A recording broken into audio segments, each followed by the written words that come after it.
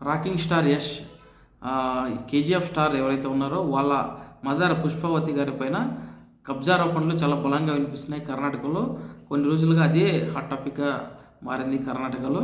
ఏమంటే వాళ్ళ పుష్పవతి గారి పైన కర్ణాటకలోని హాసన్లో ఒక ప్లేస్ ఉంది. అక్కడ వాళ్ళ హౌస్ కూడా కట్టుకున్నారు. హౌస్ పక్కన ఒక ప్లేస్ అనేది ఖాళీగా ఉంది.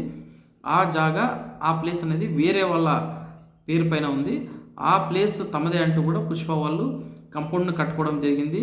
సో దాన్ని ఆక్షేపిస్తూ, దాన్ని అబ్జెక్ట్ చేస్తూ అసలు ఓనర్ ఎవరైతే ఉన్నారో ఆయన కోర్టుకు వెళ్ళడం జరిగింది. కోర్టుకు వెళ్ళి తగిన రికార్డులను సమర్పించి ఆ ల్యాండ్ తనదే అంటూ రుజువు చేసుకుని ఆర్డర్స్ కూడా తీసుకోవడం జరిగింది. ఆర్డర్స్ తీసుకున్న వెంటనే యశ్ వాళ్ళ మదర్ పుష్పవతి గారు కట్టించిన కంపౌండ్ను ఆయన పడగొట్టి ఆ ల్యాండ్ను తన ఆధీనంలోకి అయితే తీసుకోవడం జరిగింది.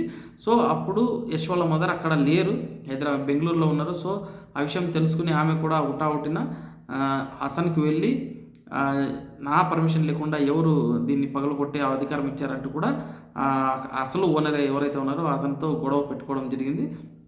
నా ల్యాండ్ను పడగొట్టుకోవడానికి మీ పర్మిషన్ నేనేం తీసుకోవాలంటూ కూడా అతను కూడా తిరుగుబాటు చేయడం జరిగింది. ఇద్దరు కూడా మీడియా ముఖంగా వాగ్వాదం చేసుకోవడం జరిగింది. సో ఇది పోలీస్ కేసు వరకు కూడా వెళ్ళింది.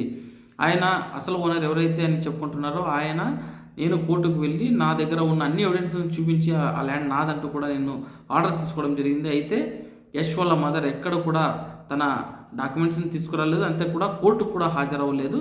సో ఇది గమనించిన కోర్టు ఆ ల్యాండ్ మాదే అంటూ కూడా మా పైన మాకు అనుకూలంగా కూడా ఆర్డర్స్ ఇవ్వడం జరిగింది. సో ఈ ల్యాండ్ మాదే అంటూ కూడా అతను చెప్తాను. ఏమున్నా కూడా కోర్టులో ఆమె చూసుకోవాలి, ఇలా వచ్చి ఇలా ఇబ్బందులకు గురి చేస్తుంది, కొడుకు యొక్క పలుకుబడిని ఉపయోగించుకొని మా పైన దర్బార్ చూపిస్తూ ఉంది అంటూ కూడా అతను అసలు ఓనర్ అని చెప్పుకుంటున్న వ్యక్తి ఆరోపిస్తూ ఉన్నారు. ఏదైతేనేమి అంత పెద్ద స్టార్డమ్ ఉన్న వాళ్ళ యశ్ వాళ్ళ మదర్ ఈ విధంగా చేయడం అనేది సరిగ్గా కనిపించడం లేదు. ఒకవేళ ఆమె దగ్గర పవర్స్ ఉంటే, ఆమె దగ్గర నిజంగా ఆమె హక్కులు ఆమె తరపున ఉంటే కోర్టుల ద్వారా దాన్ని సాధించాలి, కానీ ఇలా దౌర్జన్యం చేయడం మంచిది కాదంటూ కూడా ఇక్కడ కర్ణాటకలోని ప్రజలు అంటూ ఉన్నారు.